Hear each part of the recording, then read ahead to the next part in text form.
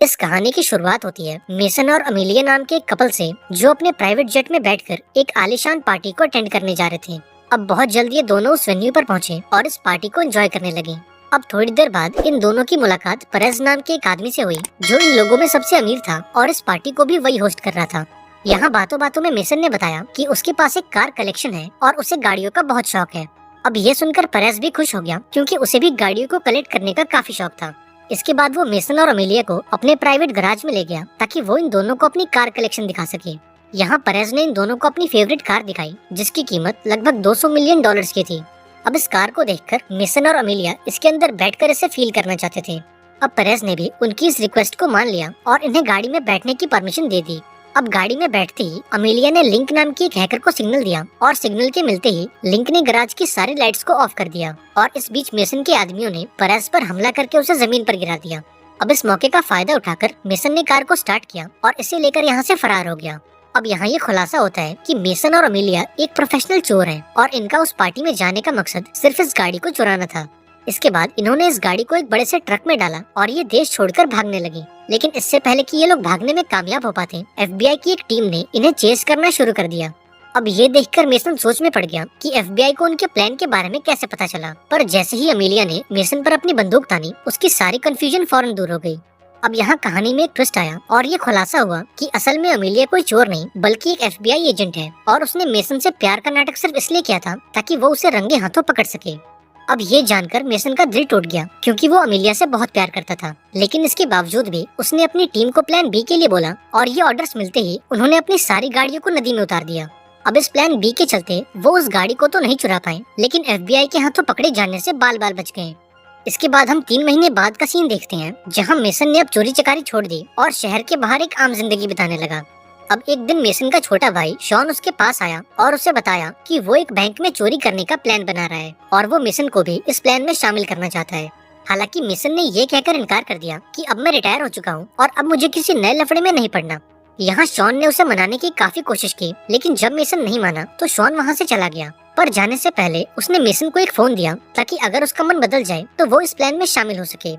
अब देखते ही देखते 3 दिन गुजर गए, लेकिन मेसन का फैसला नहीं बदला। अब चोरी वाले दिन लिंक ने मेसन को कॉल करके पूछा कि तुम आज की चोरी के लिए इतने लेट क्यों हो। अब ये सुनकर मेसन हैरान हो गया, क्योंकि उसने तो शॉन को इस मिशन के लिए मना कर दिया था। दरअसल शॉन ने अपने टीम मेंबर्स को ये बोला था कि मेसन इस प्लान में शामिल होने के लिए रेडी है। अब पहले तो मेसन को काफी गुस्सा आया, पर इस मामले को संभालने के लिए उसे ना चाहते हुए भी शॉन के प्लान में शामिल होना पड़ा। वहीं दूसरी ओर हम शॉन को देखते हैं, जो बैंक के बाहर मौजूद एक कॉफी शॉप में बैठा था, क्योंकि उस बैंक का मैनेजर हर दिन उस कॉफी शॉप में कॉफी पीने आता है। अब जैसे ही वो मैनेजर कॉफी शॉप में आया तो शॉन उसके पास गया और उसे बंदूक दिखाकर हॉस्टेज बना लिया। इसके बाद वो मैनेजर को लेकर बैंक में जाने लगा, पर तभी वहाँ पर मेसन आ गया और इन्हें अंदर जाने से रोक लिया। यहाँ मेसन ने शॉन से बोला कि तुम्हारा ये प्लान ठीक नहीं है और इसमें हम सब मारे जाएंगे। इस पर शॉन ने बोला कि अब इन सब का कोई फायदा नहीं है, क्योंकि हमारी टीम ऑलरेडी बैंक के अंदर जा चुकी है। इसके बाद ये तीनों बैंक में गए, जहाँ मेसन ने देखा कि उसकी टीम के सभी लोग भेस बदलकर आम लोगों में घुल मिल चुके थे। इधर शॉन मैनेजर को लेकर एक कोने में गया और उससे दरवाजा खोलने को बोला, लेकिन मैनेजर ने दरवाजा खोलने के बजाय बैंक का सिक्योरिटी अलार्म बजा दिया। अब अलार्म के बजते ही पूरे बैंक में खलबली मच गई और बैंक के सिक्योरिटी गार्ड्स इन चोरों पर गोलियां बरसाने लगे। हालांकि मेसन की टीम ने बड़ी आसानी से इन गार्ड्स का काम तमाम कर दिया और बैंक में मौजूद सभी कस्टमर्स को हॉस्टेज बना लिया। अब यहाँ मेसन ने शॉन से पूछा कि असल में तुम्हारा टारगेट है क्या। इस पर शॉन ने बताया कि वो एक लॉकर की तलाश में है, जो एक इसाबेल फेरो नाम की औरत को बिलोंग करता है और उस लॉकर में एक हार्ड ड्राइव है, जिसके अंदर कई मिलियन डॉलर्स की क्रिप्टो करेंसी है। अब ये सुनने के बाद मेसन उस मैनेजर को लेकर बैंक के वॉल्ट में गया और उस लॉकर को खोलने के लिए बोला। अब जरा गौर करो, इस लॉकर की एक चाबी थी मैनेजर के पास और दूसरी चाबी थी इसाबेल, यानी कि इस लॉकर की ओनर के पास। और ये लॉकर तभी खुलेगा जब ये दोनों चाबियां एक साथ लॉकर के अंदर जाएंगी। अब कहानी में ट्विस्ट ये था कि शॉन को उस दूसरी चाबी के बारे में घंटा पता नहीं था और ये भाई साहब अपनी पूरी गैंग लेकर बैंक में चोरी करने घुस आए थे। अब जब मेसन को ये बात पता लगी तो उसे शॉन पर काफी गुस्सा आया। इसके बाद उसने लिंक से बोला कि तुम उस लॉकर को हैक करो और उसकी सिक्योरिटी को बाईपास करके उसे खोल दो। अब लिंक ने अपना कमाल दिखाया और अगले कुछ ही मिनटों में इस लॉकर को हैक करके इसे खोल दिया। लेकिन जब इन्होंने उस लॉकर को खोल कर देखा तो इन्हें अंदर से कोई हार्ड ड्राइव नहीं मिली। अब ये देखकर मैनेजर हंसने लगा और मेसन से कहा कि ये तो सिर्फ एक डिकॉय बॉक्स है और वो असली बॉक्स कहाँ है इसके बारे में तो मुझे भी नहीं पता। अब इस सिचुएशन को देखकर मेसन का गुस्सा भड़क उठा और उसने शॉन को इस खराब प्लानिंग के लिए बहुत सुनाया। वहीं दूसरी ओर हम एफबीआई की टीम को देखते हैं, जो पूरी फौज लेकर बैंक के बाहर पहुंच चुकी थी। और इस मिशन की लीडर कोई और नहीं बल्कि मेसन की एक्स गर्लफ्रेंड अमीलिया थी। यहाँ अमीलिया ने मेसन की टीम को कांटेक्ट किया, जहाँ लिंक उसे अपनी बातों में उलझाने लगी। लेकिन अमीलिया इन तरीकों से वाकिफ थी, इसलिए उसने लिंक से बोला कि तुम फौरन मेसन से मेरी बात कराओ। अब यहाँ लिंक ने मेसन को बताया कि एफबीआई तुमसे बात करना चाहती है। यहाँ मेसन ने शॉन से उस मैनेजर पर नजर रखने को बोला और फटाफट से लिंक के कमरे में पहुंचा। अब जब फोन पर उसने अमीलिया की आवाज सुनी तो उसकी पुरानी यादें दोबारा से जाग उठी। लेकिन फिर मेसन ने खुद को याद दिलाया कि अब अमीलिया उसकी दुश्मन है और वो उसकी टीम को पकड़ने आई है। इसके बाद मेसन ने अमीलिया से नेगोशिएट करना शुरू किया और उससे कहा कि तुम अपनी टीम को बैंक से 50 फीट दूर कर लो, वरना मैं एक एक करके इन हॉस्टेजेस को मार दूंगा। इसके साथ ही तुम हम सभी के लिए पिज्जा और बियर का इंतजाम करो और उन पिज्जा बॉक्सेस को डिलीवर करने तुम खुद बैंक के अंदर आओ। अब अमीलिया ने इस डिमांड को मान लिया, लेकिन इसके बदले में उसने मेसन से 2 लोगों की रिहाई मांगी और मेसन ने भी बिना आनाकानी किए उसकी इस डिमांड को मान लिया। इसके बाद मेसन की टीम ने सभी हॉस्टेजेस को ऊपर वाले हॉल में शिफ्ट किया और अमीलिया का इंतजार करने लगे। अब थोड़ी देर बाद अमीलिया ने खाने पीने का इंतजाम किया और उसे लेकर बैंक के अंदर पहुंची। अब यहाँ उसकी मुलाकात मेसन से हुई, जो उसे देखकर काफी खुश हुआ और उससे प्यार भरी बातें करने लगा। हालांकि अमीलिया ने इन बातों पर ध्यान नहीं दिया और उसने मेसन से सरेंडर करने को बोला, लेकिन मेसन ने इसके लिए साफ इनकार कर दिया और अमीलिया को बैंक से बाहर भेज दिया। इसके बाद उसने सभी को खाना खिलाया और डील के मुताबिक 2 लोगों को रिहा कर दिया। लेकिन तभी कुछ ऐसा हुआ जिसकी उम्मीद किसी को नहीं थी। दरअसल उस मैनेजर ने शॉन पर हमला कर दिया और उसकी बंदूक लेकर वहाँ से फरार हो गया। अब ये देखकर मेसन भी उसके पीछे भागा और एक लंबी भागदौड़ के बाद आखिरकार वो मैनेजर पकड़ा गया। इसके बाद मेसन ने मैनेजर को इंटरोगेट किया और उससे इसाबेल के बारे में सारी जानकारी निकलवाई। अब यहाँ मैनेजर ने बताया कि इसाबेल फैरो इस देश के सबसे बड़े गैंगस्टर एबिल की बीवी है। वो बताता है कि एबिल एक बहुत ही खतरनाक गैंगस्टर है और उसके पास इस देश के सभी पावरफुल पॉलिटिशियंस का सपोर्ट है और शायद उस हार्ड ड्राइव में उन पॉलिटिशियंस के काले कारनामों के सबूत मौजूद हैं और अगर वो सबूत बाहर आ गए तो इस देश की सरकार खतरे में आ जाएगी। हालांकि ये सब जानने के बाद भी मेसन ने उस हार्ड ड्राइव को चुराने का फैसला किया ताकि वो सरकार को ब्लैकमेल करके इस बैंक से बाहर निकल सके। वहीं बैंक के बाहर एक गाड़ी आकर रुकी, जिसमें कोई और नहीं बल्कि एबिल का लॉयर मौजूद था। यहाँ उसने अमीलिया को ऑर्डर दिया कि अगर अगले 1 घंटे में तुम्हारी टीम ने उन चोरों को नहीं पकड़ा तो यूएस आर्मी इस बैंक पर हमला कर देगी। अब अमीलिया को समझ नहीं आया कि उसे ऑर्डर देने वाला ये आदमी असल में था कौन।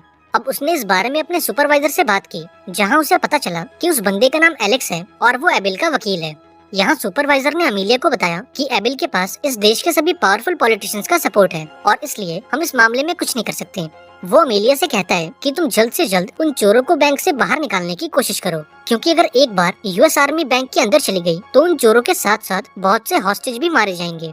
वहीं दूसरी ओर मेसन और उसकी टीम ने लॉकर रूम की दीवार को तोड़ना शुरू किया, क्योंकि उन्हें उम्मीद थी कि बैंक ने इसाबेल फैरो का वॉल्ट किसी सीक्रेट रूम में छुपा रखा होगा। पर जैसे ही वो एक दीवार को तोड़ते उनके सामने एक और दीवार आ जाती। वहीं दूसरी तरफ यूएस आर्मी ने बैंक को चारों तरफ से घेर लिया और अंदर घुसने की तैयारी करने लगे। अब ये देखकर अमीलिया ने मेसन को कॉल किया और उससे सरेंडर करने को बोला, क्योंकि अगर एक बार यूएस आर्मी बैंक के अंदर चली गई तो इन चोरों की मौत तो पक्की है। अब मेसन ने अमीलिया से बोला कि तुम मीडिया में ये बात लीक कर दो कि यूएस आर्मी बैंक पर हमला करने वाली है, क्योंकि अगर एक बार मीडिया बैंक के बाहर आ गई तो यूएस आर्मी कोई एक्शन नहीं ले पाएगी। अब अमीलिया ने भी ठीक ऐसा ही किया और मीडिया में ये बात लीक कर दी। अब देखते ही देखते मीडिया बैंक के बाहर आ गई और ये खबर पूरे देश में आग की तरह फैलने लगी। अब ये सब देखकर एफबीआई का हेड काफी नाराज हुआ और उसने अमीलिया को इस केस से बाहर निकाल दिया। इसके बाद उसने मेसन को कॉल किया और उसे धमकी दी कि अगर अगले 15 मिनट में तुम्हारी टीम ने सरेंडर नहीं किया तो हम बैंक के अंदर आ जाएंगे। वहीं बैंक के अंदर मेसन की टीम को वो कमरा मिल गया जिसमें इसाबेल के लॉकर को रखा गया था। अब लॉकर के मिलते ही मेसन ने लिंक से बोला कि तुम इस लॉकर को हैक करो और इसके पासवर्ड को बाईपास करके इसे खोल दो। इस पर लिंक ने बोला कि इस लॉकर की सिक्योरिटी काफी स्ट्रांग है और इसे खोलने में कम से कम 10 मिनट लगेंगे, जबकि अगले 8 मिनट के अंदर यूएस आर्मी बैंक के अंदर आ जाएगी। अब ये देखकर मेसन ने एक प्लान बनाया और एक एक करके सभी हॉस्टेजेस को छोड़ने लगा ताकि लिंक को वो लॉकर खोलने के लिए टाइम मिल सके। अब अगले कुछ ही मिनटों में सभी लोगों को छोड़ दिया गया और आखिर में उस मैनेजर को छोड़ने के बाद मेसन के टीम मेंबर्स ने एक एक करके सरेंडर करना शुरू किया। अब सभी लोग तो बैंक से बाहर आ गए, लेकिन मेसन और लिंक अब भी बैंक के अंदर मौजूद थे। अब ये देखकर एफबीआई के हेड को काफी गुस्सा आया और उसने यूएस आर्मी को ये ऑर्डर दिया कि वो बैंक के अंदर जाएं और मेसन को देखते ही उसे गोली मार दें। अब ऑर्डर्स मिलते ही यूएस आर्मी बैंक के अंदर घुस आई और कुत्तों की तरह मेसन को ढूंढने लगी। अब जैसे ही वो उस कमरे में पहुंचे तो उन्होंने मेसन को देखा, जो अपने हाथ में बॉम्ब लेकर उनका इंतजार कर रहा था। अब अभी ये लोग कुछ सोच पाते उससे पहले एक धमाका हुआ और मेसन समेत यूएस आर्मी के सभी सोल्जर्स भी मारे गए और इस तरह से शॉन की इस खराब प्लानिंग के चलते मेसन को अपनी जान गंवानी पड़ी। अगर आपको भी ऐसा ही लगता है तो जरा वेट करो, क्योंकि अब कहानी में एक बहुत बड़ा ट्विस्ट आने वाला है। अब इस घटना के कुछ महीनों बाद अमीलिया ने एफबीआई से रिजाइन कर दिया, क्योंकि वो इन करप्ट लोगों के साथ काम नहीं करना चाहती थी। अब इस रेजिग्नेशन के बाद वो अपनी छुट्टियां मनाने के लिए एक प्राइवेट आइलैंड पर गई, जहां मेसन पहले से उसका इंतजार कर रहा था। अब यहाँ ये खुलासा होता है कि मेसन और अमीलिया शुरू से ही एक ही टीम में थे, और इन दोनों ने जानबूझकर परस की उस कार वाली चोरी को फेल किया था, ताकि एफबीआई को अमीलिया पर यकीन हो सके। इसके बाद ये कहानी फ्लैशबैक में जाती है और हम उस धमाके से कुछ देर पहले की कहानी देखते हैं। अब जब यूएस आर्मी बैंक के अंदर आई तो मेसन ने उनसे एक डिमांड की कि वो एबिल के वकील एलेक्स से मिलना चाहता है। अब ना चाहते हुए भी उन्हें मेसन की ये डिमांड माननी पड़ी, क्योंकि वो सारे सबूत अब भी मेसन के पास ही थे। अब थोड़ी देर बाद एलेक्स मेसन से मिलने पहुंचा, जहां मेसन उसे धमकी देते हुए बोला कि अगर तुमने मेरे अकाउंट में $500 मिलियन नहीं डाले तो मैं इन सारे सबूतों को पब्लिक कर दूंगा। इसके साथ ही तुम्हें मुझे और मेरी टीम को एक नई पहचान देनी होगी, ताकि हम उस नए नाम के साथ एक नई जिंदगी शुरू कर सकें। अब चूंकि एबिल की गर्दन मेसन के हाथों में थी, इसलिए उसने मेसन की सभी डिमांड्स को मान लिया। इसके बाद बैंक में एक फर्जी धमाका किया गया, ताकि लोगों को लगे कि मेसन इस धमाके में मर चुका है। वहीं दूसरी ओर हम मेसन और अमीलिया को देखते हैं, जिन्होंने अब चोरी चकारी छोड़ दी और एक नई पहचान के साथ एक नई जिंदगी शुरू की।